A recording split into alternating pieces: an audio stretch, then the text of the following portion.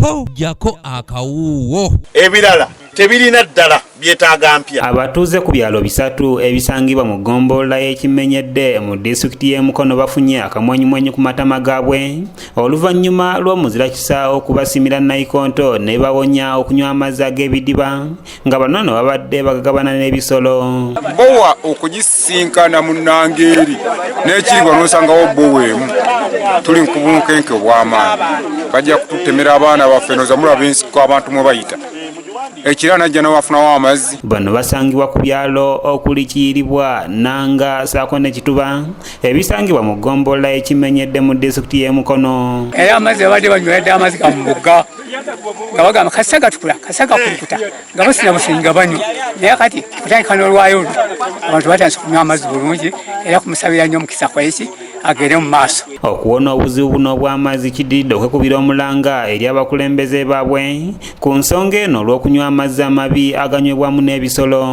Kati abantu babadde basisana mu midiba amazzi nga gabalwaza emisujja naye twewuunyizza nnyo omukulu Simbwa okumugambako n'alumirirwa omulanga gwaffe bulijjo abakulembeze tebagituwa bulijjo tebatufaako. Omulimu guno ogukulembeddwamu omu ku bakulembeze Fred Simbwa Kaggwa ng'ayita mu kitongole ekya Simbwa Fred Kaggwa Foundation wamu n'abawalabu aba Waterwell Project nga nnayikonto ebasimiddwa ebakwasiddwa mu butongole oluvannyuma lw'okubeera n'obulumi bw'amazzi. Era tulabye nga alumirirwa abantu abaana n'abazzukulu. Ndowooza olaba ababaddewo obungi bwabo badde bangi nnyo basanyuse. Abamu ku batuuze basanyukidde nnyo nnayikonto eno ebasimiddwa olw'okubawonya okunywa amazzi ag'ebidiba.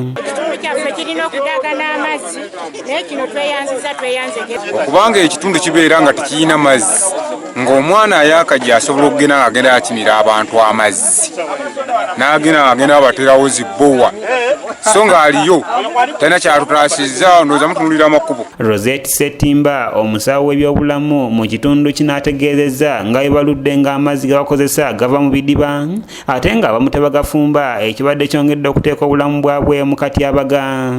Abatuuze okufumba amazzi ago okubeera nga abantu banywa amazzi amafumbe kubanga tufuna endwadde ente tuzisibayo mbiseni era nazo mwezinywa bwe zigira obusa bigenda omwo kyokka ffe bwe tujja tukozesa bukozesa ate abaana bano abato bwe basanga awo amazzi bo bakwata bukwasi ne banywa. Simbwa Fred Kaggwa akuutidde abantu b'ekitundu kino okubeera abagumiikiriza era n'asuubiza okwongera okubasakira basobole okufunayo nnayikonto endala kisobozese n'egguddwawo obutonooneka mu bunnambiro olw'omuwendo gw'abantu okubeera omungi. Olw'obwetaavu bwendabye mu kitundu kino nga bo eneekozesebwa ebyalo ebisukka mu kimu kitegeeza nti ate eri bwefa ebadde eyambako loodi egenda kubeera nnene nnyo ku luzzi luno ate luyinza okufa maki luyinza okufa amangu. So kati kyetugenda okukola n'ensonga y'oluzzi luno olulala olwogeddwako vaisi lwaŋŋambye tugenda lutunulako mu bwangu olw'ensonga twagala neno lukuumibwe nga luki. Ssentebe w'ekyalo Kiyiribwa Walusi Joseph yeebazizza nnyo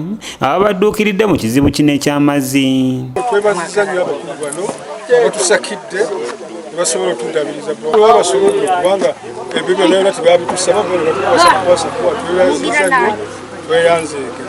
Abatuuze mbagamba kino twebeereremu nga bwe bagambye. Kanyike Kevin yakusakidde eggulire lino okulwa ABS Television.